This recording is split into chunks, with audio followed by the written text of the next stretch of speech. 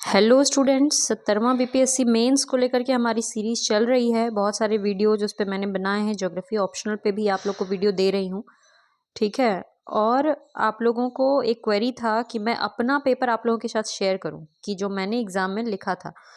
तो ये रहा आज का मेरा पेपर, ठीक है। ये पेपर किसी कोचिंग सेंटर का नहीं है, बल्कि ये पेपर मेरा जो है जीएस पेपर 1 जो मैंने एग्ज़ाम हॉल में लिखा था वो है। क्योंकि 67th का जो एग्ज़ाम हुआ था उसमें बीपीएससी मेंस के बाद बीपीएससी ने ये प्रोविज़न किया था कि सभी लोग अपना मेंस का पेपर देख सकते हैं। तो उसी टाइम मैंने ये डाउनलोड करके अपने 67th का पेपर जीएस 1 रखा था, ठीक है। इसमें मेरे बहुत अच्छे मार्क्स आए थे। मेरे जीएस पेपर 1 में 182 नंबर था, जबकि मेरा डीआई जो है वो गलत भी हुआ था, 2 डीआई गलत था, ठीक है। तो कैसे? और मेरे साथ जो कुछ ऐसे लोग थे जिनका सारा डीआई सही हुआ था मगर फिर भी उनका 182 नंबर आया था। तो क्योंकि मेरा थ्योरी सेक्शन जो है वो ज़्यादा मजबूत था और कुछ लोगों का डीआई ज़्यादा मजबूत होता है, और अगर आपका दोनों ही मजबूत रहेगा तो आप 198 200 के आसपास भी मार्क्स ला सकते हैं इसमें। और जीएस पेपर 1 में आप जितना ज़्यादा मार्क्स लाएंगे आपका जो है रैंक उतना अच्छा रहेगा, ठीक है। वीडियो स्टार्ट करने से पहले मैं आपको अपने बारे में बता देती हूँ। मैंने अभी तक 3 बार बीपीएससी एग्जाम को क्लियर किया है और अभी मैं ब्लॉक डेवलपमेंट ऑफिसर के पद पर पदस्थापित हूँ। ये पेपर मेरा 67th का पेपर है, क्योंकि उसके पहले जो है बीपीएससी ऐसा ये प्रोविज़न नहीं करता था कि आप अपना जो एग्ज़ाम में जो पेपर लिखे हैं वो आप मतलब डाउनलोड कर सकते हैं या देख सकते हैं। तो ये प्रोविज़न 67th में था, इसलिए बस यही पेपर है मेरे पास। इसके बाद टेलीग्राम का लिंक जो मैं दे दूंगी ग्रुप का डिस्क्रिप्शन में, वहाँ मैं इसके पीडीएफ को भी डाल दूंगी, और साथ में और भी दूसरे टॉपर्स के जो आंसर शीट होंगे वो भी मैं डाल दूंगी, ठीक है। तो चलिए हम लोग देख लेते हैं कि क्या क्या पूछता है, क्या क्या भरना होता है एग्ज़ाम में। ये एकदम रियल टाइम पेपर है, कोई कोचिंग का नहीं है, तो आप लोग इससे समझ सकते हैं। तो देखिए यहाँ पे लिखा है 67th कंबाइंड मेन एग्जाम आपको लिखना पड़ेगा। आपका जीएस पेपर 1 का पेपर था और डेट था ये, ठीक है। आप इस डेट पे जाके देख सकते हैं कि ये पेपर हुआ था। और ये क्या होता है, बहुत सारे स्टूडेंट इस सेक्शन को छोड़ देते हैं, जबकि ये सेक्शन भी भरना जरूरी होता है। ये सेक्शन है कि आपने किस पेज नंबर से किस पेज नंबर तक कौन सा सवाल लिखा है। जैसे मैंने पहले 12 नंबर लिखा था, तो पेज नंबर 1 to 3 मेरा 12 नंबर का क्वेश्चन गया, फिर 4 to 7 मेरा 14 नंबर का क्वेश्चन गया, फिर 8 to 12 5 नंबर का सवाल गया था, ठीक है। फिर 13 से 18 6 नंबर का सवाल गया। इस तरह से पेज का नंबरिंग यहाँ पे लिखना होता है। ये आप लोग को भी लिखना होगा। बहुत बच्चे क्योंकि उनको पता नहीं होता वो छोड़ देते हैं, तो ये चीज़ रहेगा। फिर और आपके पेपर में क्या क्या होता है देखिए, डायरेक्ट अब आ गया आपका आंसर। तो इस तरह से आपको लिखना होता है। ज़्यादा बड़ा पेज जो है वो नहीं होता है, तो टेंशन का बात नहीं है। और सबसे पहले डीआई बनाना है। डीआई के ऊपर मेरा एक वीडियो मैंने बनाया है कि डीआई किस तरह से बनाना है जिससे आपको मैक्सिमम मार्क्स हो, क्योंकि मेरे 2 सवाल जो है वो गलत हुए थे डीआई में, फिर भी जो है मेरा मार्क्स अच्छा रहा। लेकिन ऐसा भी होता है कि बहुत सारे बच्चे जो है वो सभी डीआई सही भी करते हैं, तो डीआई जो है उसमें आपको 78 मार्क्स जो है वो मिलता है, ठीक है। 2 डीआई बनाने 78 नहीं, सॉरी 72 मार्क्स मिलता है, और इसमें मैक्सिमम मार्क्स उठाया जा सकता है। जैसे 12 नंबर का क्वेश्चन मैंने स्टार्ट किया था, ये टेबल बनाना पड़ेगा आप लोग को। ये खुद से बनाया जाता है टेबल, कैलकुलेटर लेके जाते हैं हम लोग एग्जामिनेशन हॉल में। देखिए ये सब बात पता होना चाहिए कि बहुत स्टूडेंट जो है कैलकुलेटर लेके नहीं जा पाते क्योंकि उनको पता ही नहीं होता है। वहाँ जाके देखते हैं कि अरे सब तो मैथ्स कैलकुलेटर से बना रहा है। और अगर इतना बड़ा बड़ा वैल्यू होता है ना कि पॉइंट में होता है बहुत सारा चीज़, बिना कैलकुलेटर के आपको बहुत समय लगेगा।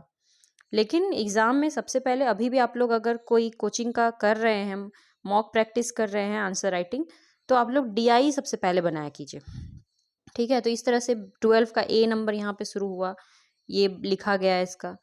इसके बाद जब भी मैं आंसर ख़त्म करती थी तो यहाँ पे मेरा ये बनता था कि यहाँ पे आंसर 73.75 आया, इसको घेर देना है। घेर के यहाँ पे आंसर भी लिखते हैं बहुत लोग, घेर इसलिए देते हैं ताकि वो दिखे। एग्जामिनेशन में क्या होता है, जो चेक करने वाला जब है ना, जब चेक करता है तो पूरा चेक करेगा या नहीं करेगा। अगर उसने सिर्फ मिला के बैठा है कि हाँ ए में इतना आंसर है, बी का 31.5 आया, चलो सी में 107.14 है, चलो, बाकी चीज़ वो नहीं भी देख सकता है। इसीलिए आंसर को हाईलाइट करना ज़रूरी है, तो आप उसको घेर करके हाईलाइट कर देंगे, ठीक है।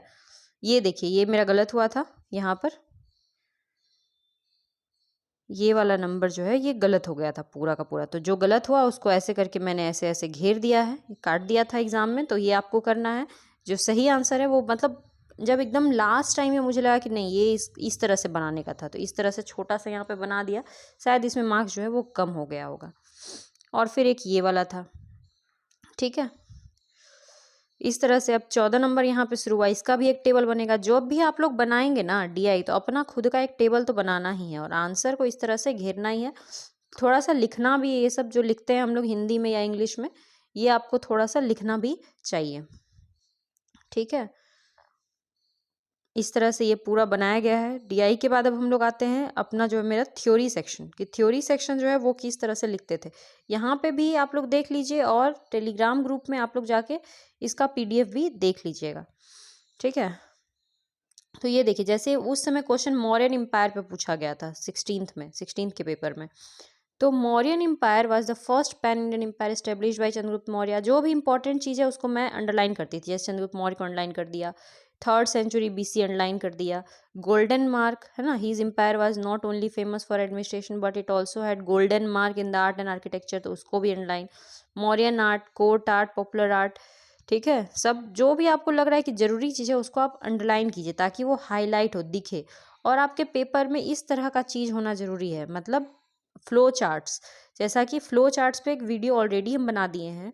फ्लो चार्ट होने से क्या होगा कि पेपर अच्छा दिखता है। और पेपर देखिए हम पूरा भरते नहीं थे, ठीक है। ऐसा नहीं है कि पेपर को एकदम खच्चम खच भर देना है, ऊपर में इतना छोड़ा हुआ है ना। ये छोड़ दिए क्यों, क्योंकि यहाँ 5 नंबर लिखते तो वो शायद दिखता नहीं, तो नीचे से लिखे हैं तो वो उसको भी समझ में आ रहा है। काफ़ी गैप एक लाइन में, देखिए कितना वर्ड है, 1 2 3 4, 4 वर्ड है, ऊपर में कितना है, 5 वर्ड, 6 वर्ड है। तो इस तरह से थोड़ा सा गैप छोड़ छोड़ के, कम से कम 2 वर्ड के बीच में एक कानी उंगली का गैप जो है वो होना चाहिए, ठीक है। तो इससे क्या होता है कि अच्छा भी दिखता है और हैंड राइटिंग भी आपका अच्छा होना चाहिए। कम से कम हैंड राइटिंग लेजिबल तो होना ही चाहिए, मतलब पढ़ने लायक होना चाहिए। ये नहीं कि देखिए ऐसे भी मेरे बहुत सारे दोस्त रहे हैं जिन हमसे ज़्यादा ज्ञान रखते थे, ठीक है, बहुत ज़्यादा उनको आता था, मुझे वो लोग बहुत ज़्यादा हेल्प करते थे, मगर पेपर नहीं क्लियर कर पाते थे। पेपर क्यों नहीं क्लियर कर पाते थे? Due to their handwriting. इतना मतलब कि इलेजिबल हैंड राइटिंग, जो खुद को अपना हैंड राइटिंग नहीं समझ में आ रहा है तो जो एग्जामिनर है वो क्या समझेगा। तो सबसे पहला तो चीज़ है साफ सुथरा, कटिंग नहीं करना चाहिए ज़्यादा, ठीक है। जैसे इस पूरे पेज में आपको कहीं पे भी कटिंग नहीं दिख रहा होगा, तो ये भी आपको ध्यान रखना होगा, ठीक है। अब इसके बाद यहाँ पे इसका अगला हम लोग आ जाते हैं। तो यहाँ पे देखिए फिर कोर्ट आर्ट को डिवाइड कर दिए कि ये ऐसे होता है, पैलेस है, जो जो इम्पोर्टेंट लग रहा है इम्पॉर्टेंट चीज़ को आप अंडरलाइन करते जाइए, डायग्राम बनाते जाइए, ठीक है। और डायग्राम जब भी बनाएंगे उसको इस तरह से घेरेंगे ताकि आपका डायग्राम और आपके जो सेंटेंसेज हैं वो अलग अलग दिखें। तो डायग्राम बना के उसको घेरना है और डायग्राम का जो भी पार्ट्स है उसको भी आपको दिखाना है कि ये पार्ट है, ये पार्ट है, कितना सारा अंडरलाइन है ना। आपको ये चीज़ फाहियान, मेगास्थनीज, इंडिका, इंपॉर्टेंट चीज़ जो लिख रहे हैं, गॉड गिफ्टेड मॉन्यूमेंट, ये सब आपको करने के लिए सीखना होगा। सीधा सीधा पैराग्राफ वाइज बिल्कुल भी मत लिखिएगा, ठीक है। पैराग्राफ में लिखने से मार्क्स नहीं मिलेगा, पॉइंटर्स में लिखना जरूरी होता है। छोटा छोटा, अब जैसे क्वाइन है, क्वाइन के बारे में कुछ ज़्यादा नहीं लिखना था, तो बस इतना सा 4 लाइन 3 लाइन में काम खत्म हो गया। उस 3 लाइन में भी सब इंपॉर्टेंट चीज़ लिखा हुआ है, जैसे पंच्ड मार्क्ड कॉइन, जिसको करशापन कहा जाता था। उस पर बहुत सारे पिक्चर्स होते, जैसे एलिफेंट, बोधि ट्री, किंग, हो गया बात खत्म। उसके बाद पिलर्स, तब यहाँ देखिए पिलर्स का फोटो भी बना दिए हैं, ठीक है। तो इस तरह से आपको बनाना है, घेर घेर के, सभी जगह घेर घेर के फोटो बनाना है और उसके पार्ट्स भी दिखाना है। ये यहाँ पे किंगडम दिखा दिया गया है कि वैशाली था, इधर इधर सारनाथ था। इस तरह से मैप भी बना सकते हैं आप, तो मैप भी बना देना है आराम से। ये मैप है कि कहाँ कहाँ अशोका के पिलर्स मिले, जैसे वैशाली में, सारनाथ में, लौरिया नंदनगढ़, लौरिया आर्यराज। जो भी आप लोग प्रीलिम्स में पढ़े हैं ना उसको मेंस में यूज कीजिएगा, ठीक है। और अंडरलाइन करना मत भूलिएगा, साफ सुथरा लिखिएगा, ठीक है। इस तरह से आप लोग डिटेल्स में देख सकते हैं। यहाँ पे स्तूपा का फोटो, मतलब एक ही सवाल में कितना फोटो है, बहुत सारा फोटो है। जैसे यहाँ से जब शुरू हुआ तो सबसे पहले ये फोटो बना एक, फिर यहाँ पे 2 3 है ना, फिर यहाँ पे 4। तो एक ही सवाल में कितने सारे पिक्चर्स बनाए गए हैं। तो इस तरह से आप लोग को भी बनाना है। और मैप जहाँ यूज कर सकते हैं वहाँ यूज कीजिए। यहाँ पे एक और मैप बन सकता था, जैसे इंडिया का मैप बना के मगध कहाँ पे था तो वो एरिया दिखा देते, ठीक है। तो इस तरह से आपको करना है। ये पूरा स्तूपा का पिक्चर यहाँ पे बनाया गया, ये इस तरह से आप लोग भी बनाइएगा अपने एग्जाम में। फिर पॉपुलर आर्ट में केव, स्कल्पचर, पॉटरी, वहाँ यहाँ पे केव का फोटो है, स्कल्पचर, पॉटरी, और लास्ट में कंक्लूजन। इंट्रो और कंक्लूजन मोस्ट इंपॉर्टेंट। यहाँ पे देखिए इंट्रो दिखा देते हैं आपको एक बार। इंट्रो अच्छा होना चाहिए, कुछ पता चलना चाहिए क्वेश्चन के बारे में। जैसे मौर्यन एम्पायर है तो मौर्यन एम्पायर के बारे में यहाँ पे पता चल रहा है कि Mauryan empire was the first pan Indian empire, यानी कि पूरा देश में विस्तृत पहला एम्पायर था Mauryan empire. By Chandragupta, established by Chandragupta Maurya in 3rd century BC. His empire was not only famous for administration but it have also had golden mark in the art and architecture. इतना ही है इंट्रोडक्शन, मौर्यन एम्पायर का introduction. और यहाँ से शुरू हो गया आपका बॉडी, 4-5 पेज तक बॉडी चलेगा। और लास्ट में हम लोग कर देंगे conclusion. Conclusion is the most important part. Intro भी सही लिखना है, कंक्लूजन भी सही लिखना है। जैसे कंक्लूजन है, the art of Maurya is the subject of pride for us and can connect us with our बुद्धि with other Buddhist countries like Thailand, Myanmar, ETC। यानी कि आज भी मौर्यन के आर्ट एंड आर्किटेक्चर जो है वो हमें दूसरे देशों के साथ, जो बौद्ध धर्म के देश हैं, उनसे कनेक्ट करते हैं। ठीक है, बराबर केव, नागार्जुनी केव। एग्जाम्पल्स देखिए 2-3 चीज़ मोस्ट फेमस है। एक चीज़ हो गया आपका डायग्राम, दूसरा चीज़ हो गया फ्लो चार्ट, तीसरा चीज़ हो गया एग्जाम्पल, चौथा चीज़ हो गया अंडरलाइन। ठीक है, ये सब करेंगे ना तो अगर आप बहुत ज़्यादा नहीं भी जानते हैं तो भी एग्ज़ाम जो है वो आसानी से क्लियर हो जाता है। ठीक है, ऐसा नहीं है कि जो बहुत बड़े बड़े तोप होते हैं उन्हीं का एग्ज़ाम क्लियर होता है। ऐसे खास करके जो ज़्यादा जानते हैं उनका एग्ज़ाम नहीं क्लियर होता है, क्योंकि उनको लिखने का मतलब वो सोचते हैं कि मैं 7-8 पन्ना लिख दूँ, एक ही सवाल में 7-8 पन्ना लिखते जाते हैं और फिर दूसरे पेज को लिखने के लिए समय नहीं बचता है। तो बैलेंस्ड रहिए, अगर कम भी जानते हैं तो सही तरीके से उसको प्रेजेंट करेंगे तो मार्क्स जो है वो बनेगा। ठीक है, अब जैसे दूसरा सवाल में आ जाते हैं हम लोग। ये दूसरा क्वेश्चन है संथाल अपराइजिंग। यहाँ पे भी देखिए हम ऊपर इतना छोड़ दिए हैं गैप, यहाँ पे छोड़ा हुआ है, उसके बाद से यहाँ लिखा है संथाल अपराइजिंग। और फिर यहाँ पे भी डायग्राम है संथाल का कि संथाल का एरिया कौन था। जैसे राजमहल पहाड़ी था, ठीक है, भागलपुर के आसपास है, उस एरिया को दामिनी कोह कहते थे। यहाँ पे भी यही इंट्रोडक्शन दिया गया है, मात्र 2-2.5 लाइन का इंट्रोडक्शन काफ़ी है।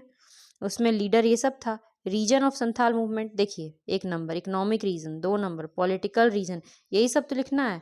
कुछ उसका कीवर्ड जैसे परहा पंचायत, वो लोग का पंचायत को परहा पंचायत बोलते थे, तो ये कीवर्ड है। संथाल अपराइजिंग हम आप लोग को पढ़ा भी चुके हैं, वीडियो भी उसके ऊपर बना हुआ है।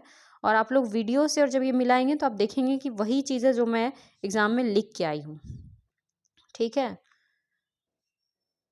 उसके बाद यहाँ पे आपको और क्या क्या रीजंस है, जैसे रिलीजियस कारण क्या था, सोशल कारण, इस तरह से बांट बांट के जब लिखते हैं तो मार्क्स अधिक आता है। इमीडिएट कारण, ठीक है, क्या क्या था, दिकू बोला जाता था, मांझी सिस्टम, बेगार करवाया जाता था, तो वो जो है सिद्धू कान्हू अपने आप को कहा कि हम लोग मैसेंजर ऑफ गॉड हैं।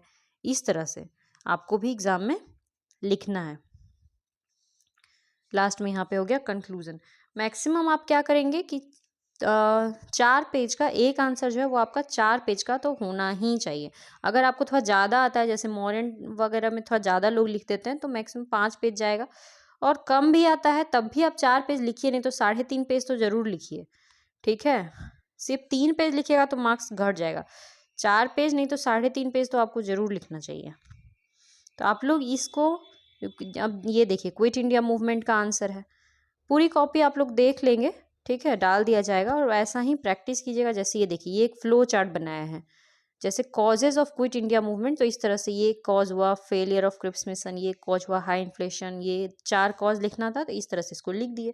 ये आपका इंट्रोडक्शन हो गया, बहुत ही छोटा सा क्रिस्प इंट्रोडक्शन। और देखिए कितना गैप है, 1 और 2 लाइन के बीच में कितना अधिक गैप है। ठीक है, यहाँ पे भी गैप है, मगर इससे वो ऐसा नहीं सोचेगा कि आप जो है जानबूझ के इस तरह से लिख रहे हैं, बल्कि इससे क्या होगा कि आपका पेपर साफ दिखता है, साफ लगता है, अच्छा दिखता है, तो पढ़ने में भी इजी होता है ना, तुरंत पढ़ लेता है लोग। इस तरह से आप भी कीजिएगा एग्जाम में। ठीक है, फिर आगे यहाँ पे आ गया tools used in this movement. यहाँ पे देखिए एक मैप बन गया, ठीक है, कि कहाँ कहाँ पे ये मूवमेंट, क्विट इंडिया मूवमेंट का एक्सटेंट कहाँ कहाँ पे था। जैसे कि ये बॉम्बे में था, पंजाब में था, मद्रास में था, तो एक मैप यहाँ पे बन गया है। और इस तरह से पॉइंट लिखा जाता है, जैसे एरो दे के ये अटैक ऑन गवर्नमेंट बिल्डिंग, सब में अंडरलाइन देखो कितना सारा है। जहाँ लगे जरूरी वहाँ अंडरलाइन करो ताकि वो चीज़ दिखे। स्वराज ट्रेन चलाया गया था, ठीक है, इस तरह से। फिर यहाँ एक्सटेंट है कि बिहार में क्या इफेक्ट है क्विट इंडिया मूवमेंट का, तो ये बिहार को दिखा करके कि इस जगह पे बिहार में ये हुआ था। यहाँ 1 2 3 4 5 लिखा हुआ है, देखिए, क्योंकि सबका नाम वहाँ लिखेंगे तो कचड़ा जैसा हो जाएगा। और 1 क्या है, सिवान, सिवान में कौन थे, फूलन प्रसाद श्रीवास्तव। फिर 2 क्या है, कटिहार, यहाँ पे वहाँ था ध्रुव कुमार। 3 है हजारीबाग, वहाँ था, यहाँ पे है देखो 3 बिहार के बाहर, मतलब कि झारखंड में हजारीबाग, वहाँ थी सरस्वती देवी। बिहार शरीफ 4 नंबर, वहाँ श्याम बिहारी, ठीक है। भागलपुर में सिया राम सिंह, समस्तीपुर में कर्पूरी ठाकुर। यहाँ से आप नोट्स भी निकाल सकते हैं, क्योंकि ये चीज़ एग्जाम में आपके टाइम पे भी पूछेगा कि क्विट इंडिया मूवमेंट जो है उसका बिहार पे क्या इफेक्ट पड़ा, तो आप ये सब जरूर लिखिएगा, ठीक है। इससे पता चलता है कि कितना नॉलेज है, कितना पढ़े हैं इस चीज़ के बारे में। और पॉइंट वाइज इस तरह से डायग्राम बनाते हुए काफ़ी मार्क्स आप लोग ला सकते हैं। इसके बाद यहाँ से आपका शुरू हो गया आईआर। जैसे आप लोग को पता होगा कि जीएस पेपर 1 जो है उसका 3 पार्ट होता है। पहला पार्ट होता है हिस्ट्री, और हिस्ट्री में आपको 3 क्वेश्चन बनाने होते थे पहले ठीक है, पहले 3 सवाल बनाना होता था। अभी क्या है कि 1 नंबर में ही 5 सवाल रहेगा, 8 नंबर का। 8 नंबर का जो क्वेश्चन रहेगा उसमें 2 पेज लिखिएगा, 2 पेज से ज़्यादा मत जाइएगा, ठीक है। तो 5 क्वेश्चन रहेंगे जो 8 नंबर के रहेंगे, सब में आपको 2 पेज लिख लेना है। उसके बाद 2 क्वेश्चन जो रहेगा वो 38 नंबर का रहेगा। इसमें 4 page 5 page maximum, 5 page 4.5 page इतना जरूर लिखिएगा, ठीक है। इसी तरह से सेम आपका आईआर पहला पार्ट इस तरह से रहेगा। फिर दूसरा पार्ट में रहेगा IR international relation. International relation के क्वेश्चन को कैसे करते हैं वो भी देख लो। जैसे उस साल जो है क्वाड पे क्वेश्चन आया था, तो यहाँ पे देखिए क्वाड के बारे में। क्वाड क्या है, क्वाड मतलब गोल्डन क्वाड्रिलेटरल, 4 देश का इंडो पैसिफिक रीजन में security dialogue and partnership. Origin कैसे हुआ, जापानीज पीएम शिंजो अबे किए थे, जो भी जरूरी लगे। शेरपा लेवल मीटिंग होता है, 2014 में आया था, उसको आप लोग जरूर अंडरलाइन कीजिए, डायग्राम बनाइए। और देखिए सब हेडिंग जब लिखते हैं, ये सब हेडिंग है ओरिजिन ऑफ क्वाड। क्वेश्चन में पूछा हुआ होगा, आप क्वेश्चन लेके बैठिएगा जब देखिएगा आंसर कॉपी, तो क्वेश्चन में पूछा होगा कि इसके ओरिजिन के बारे में बताइए। इसीलिए मैंने इस तरह से लिखा ओरिजिन ऑफ क्वाड, और इसको इस तरह से घेरा, ताकि वो सब, इसको बोलते हैं सब हेडिंग, हेडिंग के अंदर हेडिंग, ठीक है। इसके बाद ये क्वाड का डायग्राम बना दिया गया है। क्वाड में कौन कौन सा देश है उसको मैच करवा के देखो। यहाँ पे हो गया यूएसए, यहाँ पे हो गया जापान, यहाँ पे हो गया इंडिया, यहाँ पे हो गया ऑस्ट्रेलिया, और ये सबको मिला दिया गया है, ठीक है। मेंबर्स, तो ये सब मैप बनाने के लिए आप लोग सीखिए। इंडिया का मैप, वर्ल्ड का मैप, बिहार का मैप, ठीक है। वर्ल्ड का मैप आपको इसमें बहुत ज़रूरी पड़ेगा आईआर में। मेंबरशिप क्या है, ऑब्जेक्टिव क्वाड का क्या है, तो ऑब्जेक्टिव देखिए यूएसए के लिए क्या ऑब्जेक्टिव है, 2 पॉइंट। इंडिया के लिए क्या ऑब्जेक्टिव है, ठीक है। इस तरह से पॉइंटर्स में आपको लिखना है। इंडिया के लिए 3 पॉइंट, फिर ऑस्ट्रेलिया के लिए क्या है, 2 पॉइंट, 3 पॉइंट है। फिर जापान के लिए क्या ऑब्जेक्टिव है, तो जापान के लिए भी 2 पॉइंट है ना। चारों देश का क्या क्या ऑब्जेक्टिव, जब एग्जाम में से पूछा कि what is objective of quad, अब बहुत बच्चा होगा जो ऑब्जेक्टिव ऑफ क्वाड करके पॉइंट लिखता जाएगा। और यहाँ पे मैंने क्या किया कि चारों देश का अपना अपना बताया कि ये देश क्यों इससे जुड़ा है, ये देश क्यों इससे जुड़ा हुआ है, इस देश को इससे क्या फ़ायदा है। तो ये आप लोग पढ़िए। जैसे जापान है, चाइना को काउंटर करना चाहता है, जापान और चाइना का बॉर्डर इशू है, बार बार लड़ते ही रहता है, ठीक है। और चाहता है promote free access of Indo Pacific to all, Indo Pacific region सबके लिए फ्री एक्सेस हो वहाँ पर। ऑस्ट्रेलिया का क्या है, ऑस्ट्रेलिया ट्रेड बढ़ाना चाहता है साउथ एशिया में, साउथ ईस्ट एशियन कंट्रीज में, ठीक है। और ग्लोबल सप्लाई चेन से चाइना को रिप्लेस भी करना चाहता है। तो इस तरह से आप लोग इसको लिखिएगा। जितना अधिक आप लोग सोच पाइएगा ना डायमेंशन, उतना अच्छा रहेगा। अलग अलग डायमेंशन में लिखना है। जैसे यहाँ पे ये पूछा है कि डेवलपमेंट इसका कैसे कैसे हुआ, तो इसमें इसमें जो भी पॉइंट लिखना है पॉइंट वाइज इस तरह से आप लिखिए, पैराग्राफ वाइज मत लिखिएगा। सिग्निफिकेंस इंडिया के लिए क्या है, ठीक है। ये भी इस तरह से पॉइंट हो गया, लास्ट में कंक्लूड हो गया। तो इसका इसी तरह से आप लोग आंसर लिखिएगा। नेक्स्ट क्वेश्चन 1 नेशन 1 इलेक्शन पे पूछा हुआ था, तो वो यहाँ पे है उसका आंसर। पॉजिटिव उसका क्या क्या था, negative of simultaneous election, negative क्या क्या है, ठीक है। इस तरह से पॉजिटिव कर एग्जाम में यही पूछा हुआ होगा कि पॉजिटिव क्या है नेगेटिव क्या है, तो पॉजिटिव नेगेटिव ये सब हेडिंग है, तो इसको क्या करना है, घेर के दिखाना है कि मैं ये लिख रहा हूँ और इतने सारे पॉइंट्स लिखने हैं, अधिक से अधिक पॉइंट लिखने हैं। ठीक है। उसके बाद वे फॉरवर्ड क्या हो सकता है लास्ट में, तो वे फॉरवर्ड इस तरह से देके लास्ट में कंक्लूड कर देना है। एक कुछ छोटा बड़ा कंक्लूजन आपका होना ही चाहिए कुछ ना कुछ। फिर ये 10 नंबर का क्वेश्चन है, यहाँ पे भी एक मैप बना हुआ है। ठीक है, तो इस तरह से आप लोग इसको कीजिएगा। ये मैप क्या चीज़ का है, देखो यूक्रेन का मैप है ना, यूक्रेन का, क्योंकि ये क्वेश्चन रशिया यूक्रेन पे पूछा गया था, उस समय कुछ युद्ध वगैरह चल रहा था, तो वॉर का क्या कारण है क्या है, तो यूक्रेन का मैप बनाया गया था।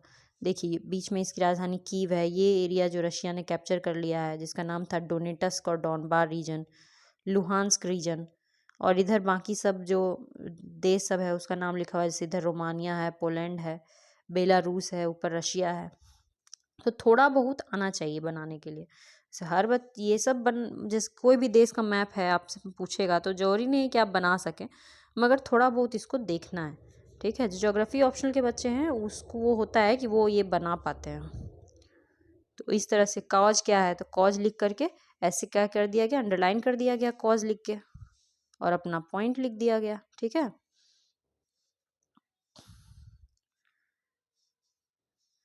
ठीक है, तो ये हो गया आपका एक आंसर कॉपी है, लास्ट में आपको लिखने के लिए नहीं कहा, do not right on this page, और ये खत्म। तो ये है GS1 का पेपर। मैं और भी लोगों के GS1 के पेपर आप लोग को टेलीग्राम ग्रुप पे शेयर कर दूंगी, वहाँ आप लोग देखिएगा, समझिएगा कि कैसे लिखना है, ताकि एग्जामिनेशन हॉल में आप कोई भी मिस्टेक जो है किसी भी तरह का ना करें। और इसी के साथ आप लोग अपना तैयारी करते रहिए, और आप लोग को अगर एग्जामिनेशन संबंधित किसी भी तरह का जानकारी चाहिए, कोई भी डिटेल चाहिए, तो आप लोग कमेंट में पूछिएगा। ठीक है, तो all the best for exam. Thank you very much.